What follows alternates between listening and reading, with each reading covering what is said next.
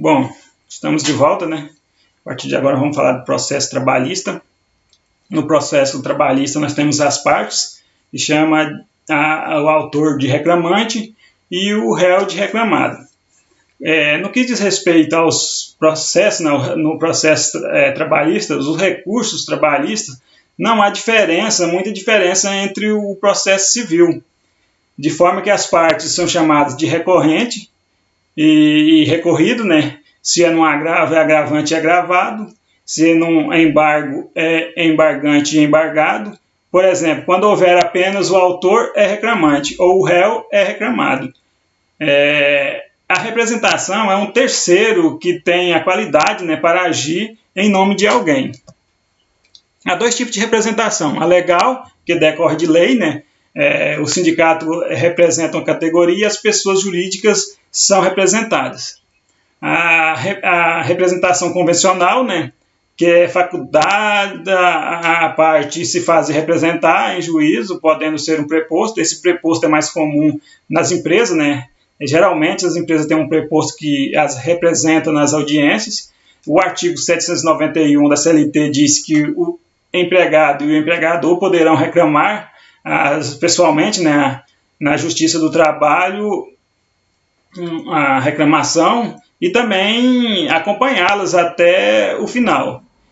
Nos dissídios individuais, os empregados e empregadores poderão fazer-se representar por intermédio de sindicato, advogado, solicitador ou provisionado, né, inscrito na ordem da OAB, né, a Ordem dos Advogados do Brasil.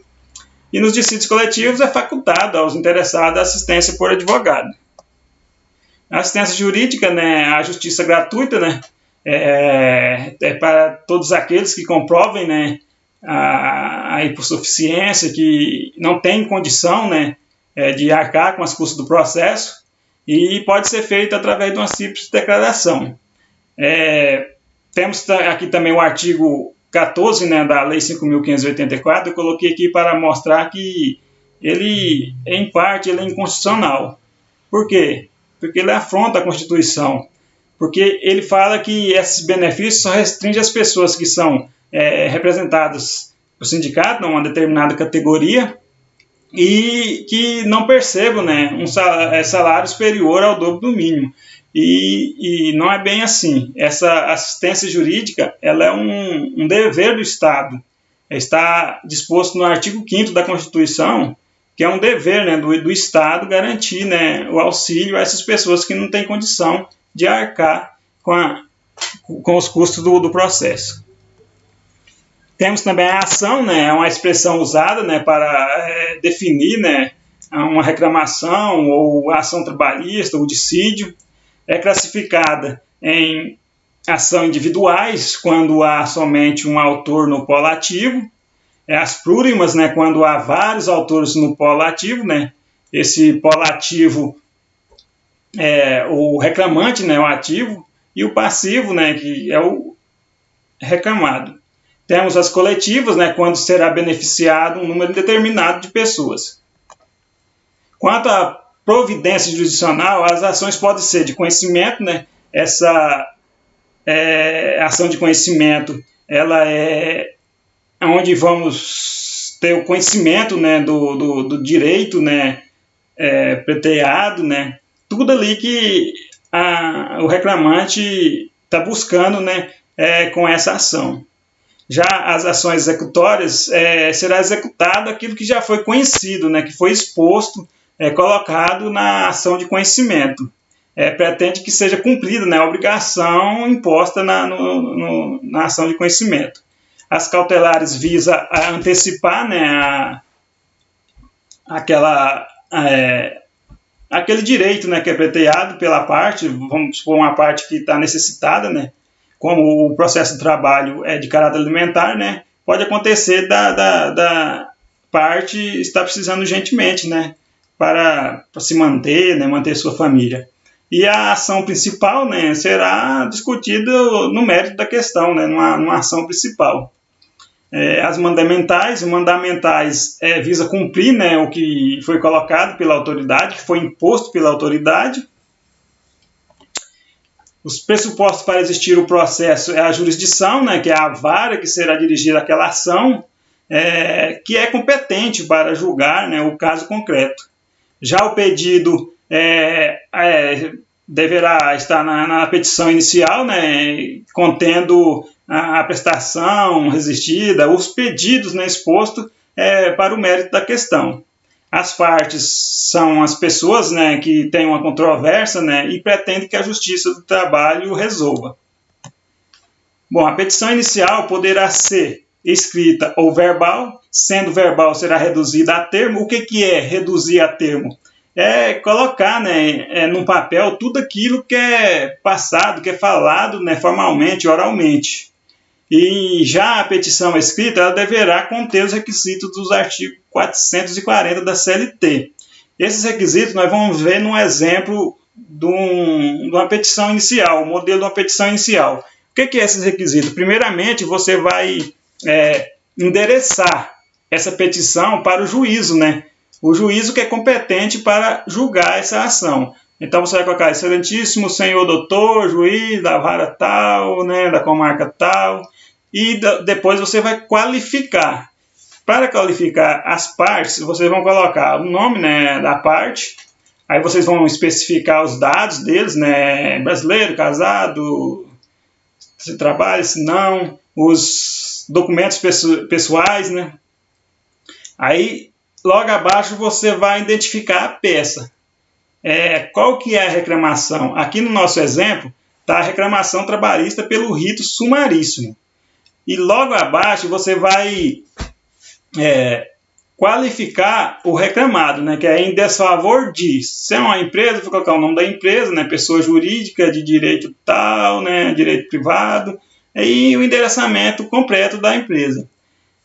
Logo abaixo vem mais um tópico que é a justiça gratuita, né, a gratuidade de justiça, que nós falamos, né, você vai colocar na petição, né, o pedido, o dispositivo, né, da lei, né, que traz a justiça gratuita. Nós vamos ter também no tópico abaixo os fatos, né, os fatos você vai contar a história, né, o que realmente aconteceu, se foi um acidente, né, ou se você está pleiteando umas verbas rescisórias, você vai contar a história do acontecido. Já nós temos os fundamentos também, dos fundamentos são os direitos, né? Você vai colocar o direito que o reclamado tem, né? O reclamado não, o reclamante, né? Os direitos, se é FGTS, se é seguro-desemprego, e você vai fundamentar na lei de cada um, colocar o artigo, a lei, né? Que é a lei específica daquele direito. E nos pedidos você vai colocar toda o que o reclamante pleiteia, né? Os pedidos que ele espera, né, receber dessa ação, dessa reclamação trabalhista. Depois nós vamos colocar o pedido, né, que seja deferido, né, nesses termos seja deferido, que seja concedida, né, favorável, né, os pedidos ao reclamante. Aí você vai logo abaixo, você colocar o local, a data, né, e mais embaixo advogado, OAB e assinatura do advogado. Bom, nós temos os procedimentos, né, do processo de trabalho, que temos o procedimento comum, que subdivide no procedimento ordinário, sumário e sumaríssimo. O ordinário é o mais usual, regulado pelo artigo 837 e 52 do CLT. É a prática das audiências, né, de conciliação, de instrução, de julgamento. A audiência de conciliação, as partes vão sentar frente a frente e vão tentar, né, chegar a um acordo, uma solução daquele conflito. Já a audiência de instrução é que vão instruir, né, as provas, né, vão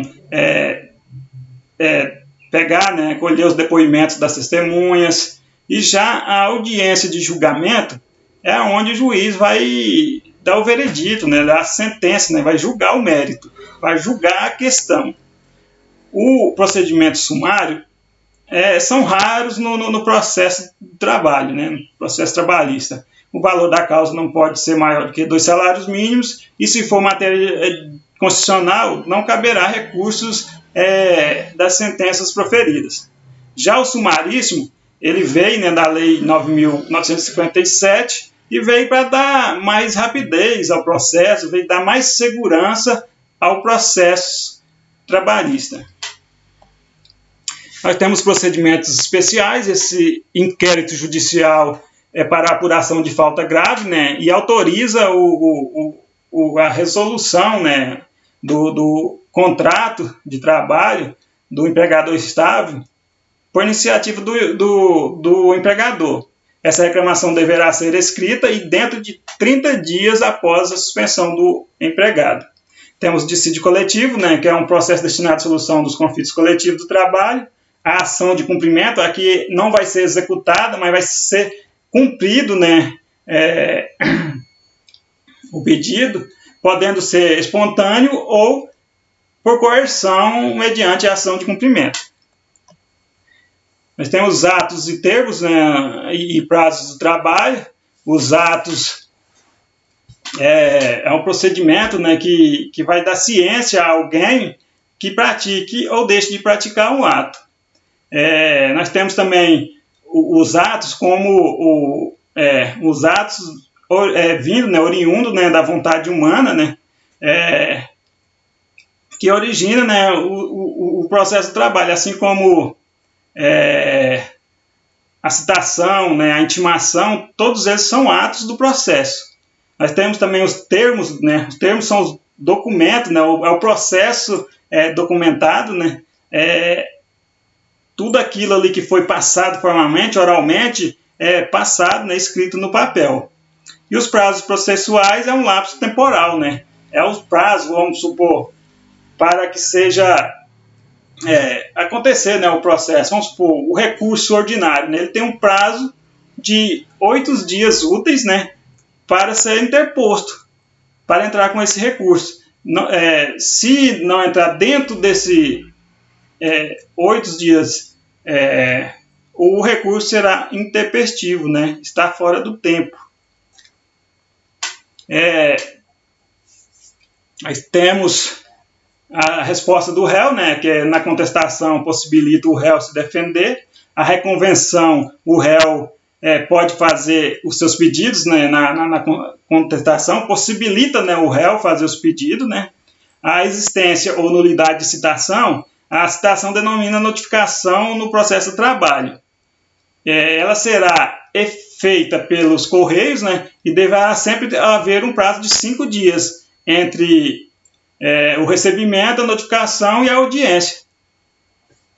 E para os órgãos, né, para os entes do poder público, este prazo é de 20 dias. Recebida e protocolada a reclamação, o escrivão terá dentro de 48 horas para remeter a segunda via da petição e o termo para o reclamado, para que o mesmo, no mesmo tempo, compareça à audiência de julgamento, que será a primeira designada depois de 5 dias. O prazo este que servirá para elaboração e defesa, né, a procura de documentos para contraprova.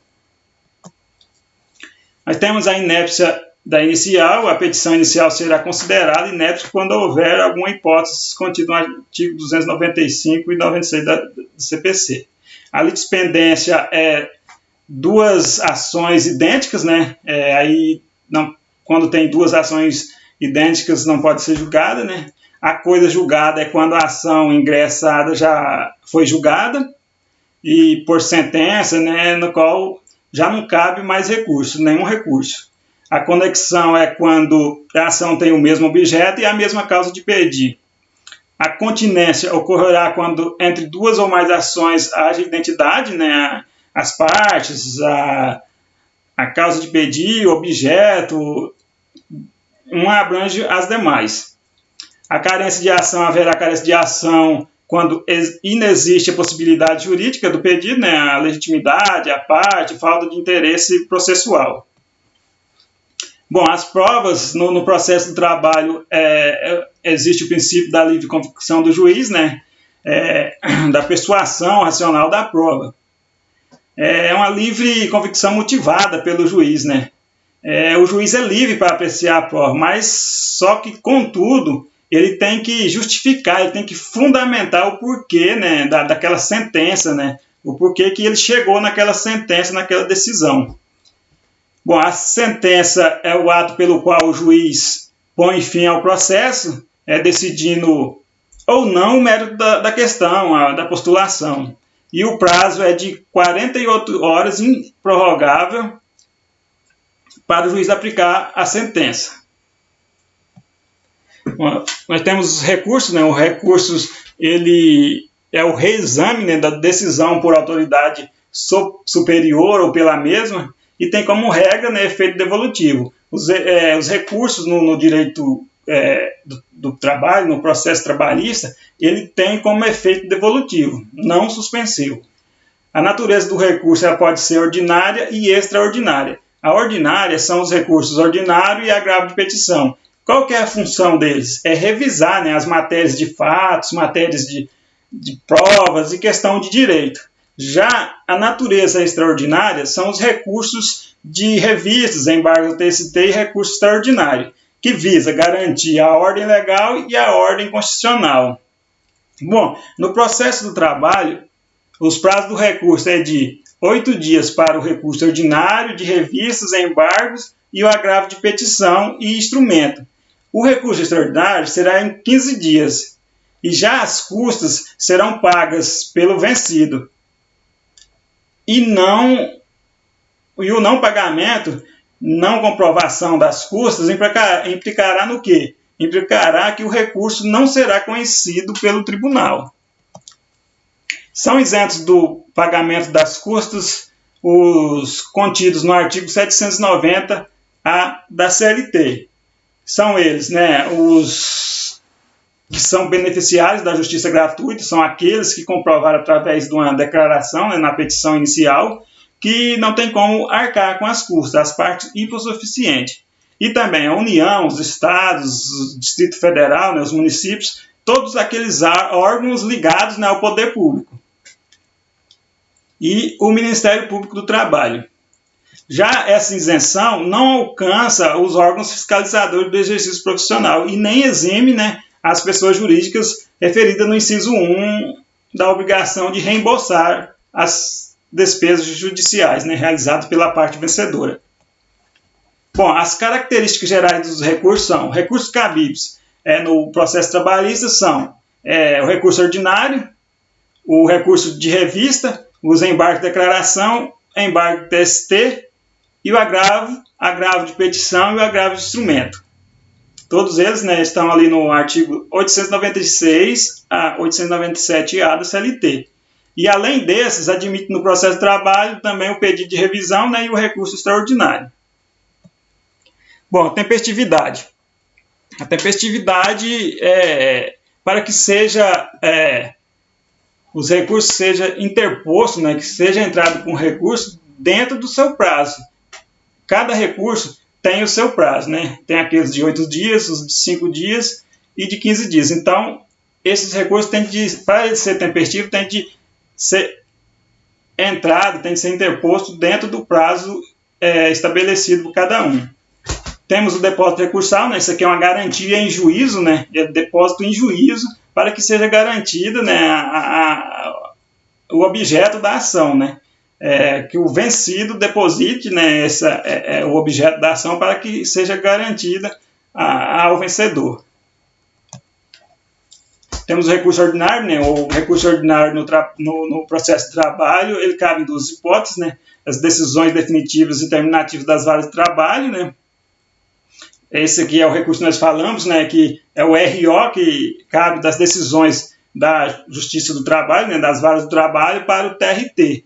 O TRT para reformar, né, a decisão julgada pelas varas de trabalho e também as decisões do próprio TRT, né, que são as decisões definitivas, as terminativas dos tribunais regionais do trabalho.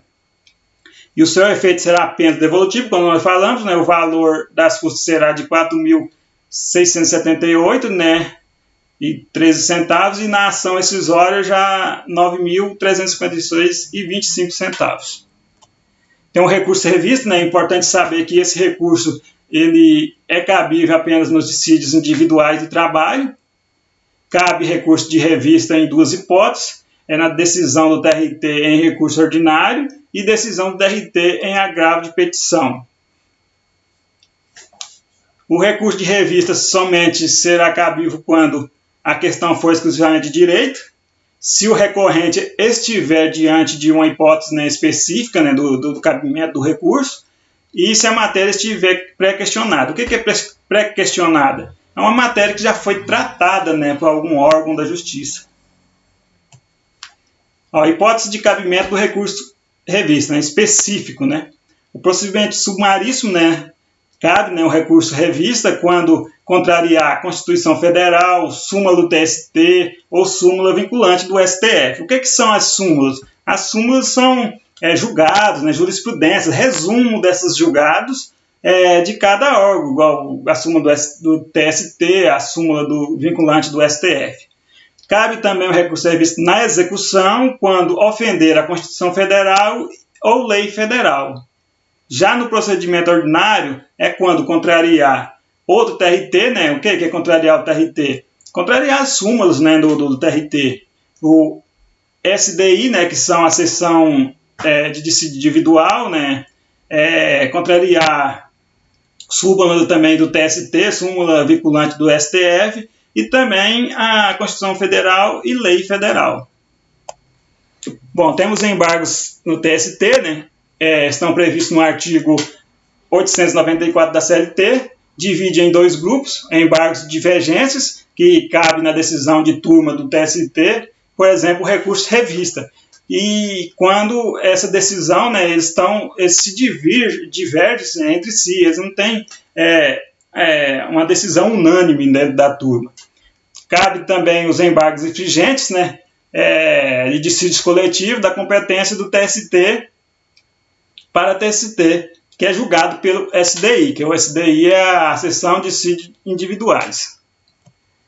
Bom, o requisito para o recurso revista embargo, né, ao TST, que a decisão não seja unânime e as hipóteses de cabimento. Primeiramente, nós temos que ter uma questão exclusivamente de direito, né, e não só a questão exclusivamente de direito, também temos que ter as hipóteses específicas, né, de cabimento do embargo ao TST e também, né, o pré-questionamento, que eu já falei, né, o pré-questionamento é as matérias já tratadas por algum órgão da Justiça do Trabalho.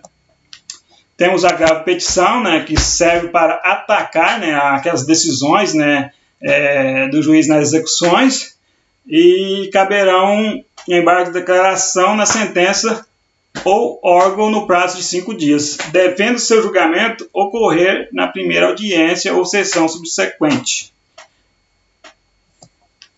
Temos o agravo de instrumento, né, esse é cabível contra decisão, né, que denega o segmento do recurso de um grau para o outro, porque se o recurso está parado, está trancado ali, o agravo de instrumento ele tem como função destrancar para que esse recurso siga para a instância superior, o órgão superior.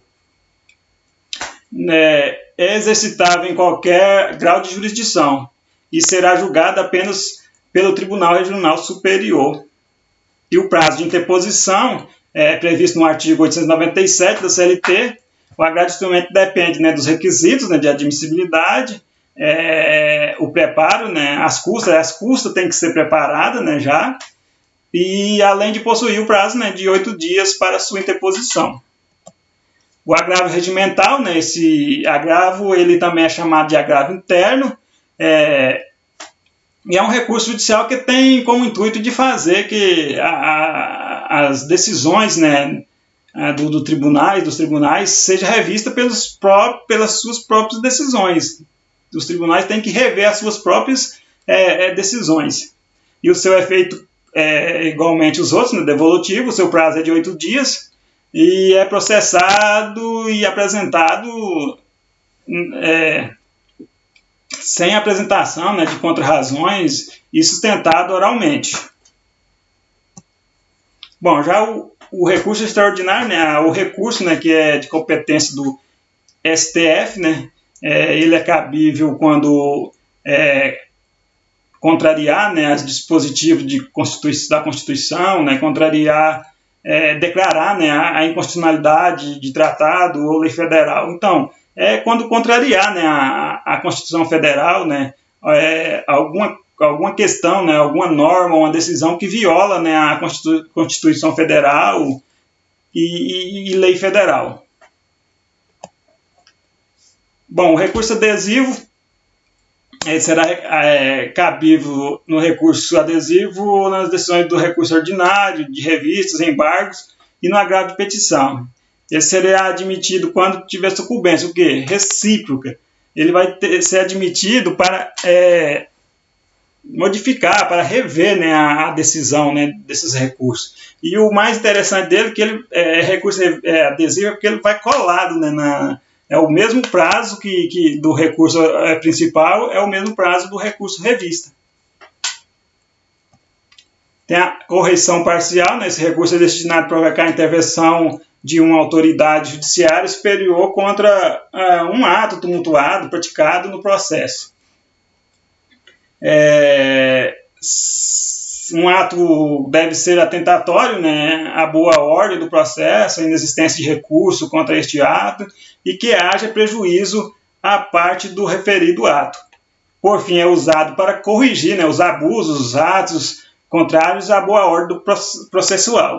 E o seu prazo é de 5 dias e começa a contar da data da publicação do ato.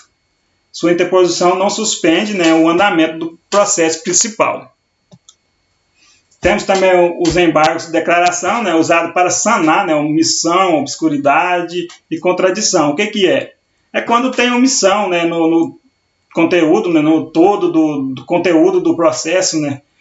Obscuridade é quando a sentença, né, cabe na sentença, quando a sentença não é clara, né, o juiz não deixou bem claro o porquê daquela decisão.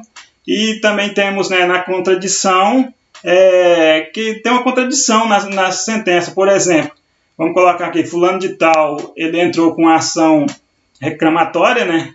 Aí, na hora lá da decisão, ele falou, né, na petição lá que ele fazia hora extra. As testemunhas confirmaram, né, que ele fazia hora extra.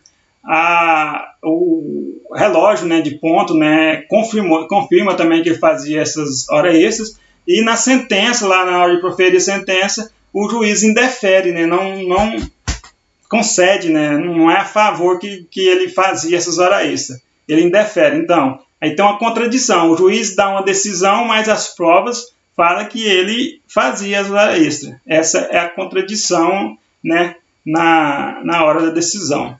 E serão apresentadas por petição dirigida ao juiz relator. Indicará o ponto obscuro e contraditório ou omisso que está naquela decisão.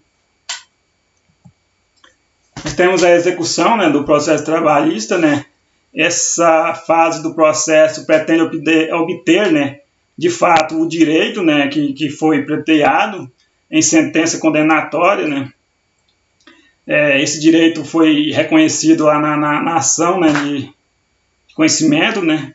Aí vem a sentença condenatória ou acordo judicial e garantir que sejam, né, cumpridos. E podem dizer que é uma cobrança judicial forçada, caso as obrigações não sejam efetuadas espontaneamente. Bom, a competência na fase de execução, é definida de acordo com o tipo de título.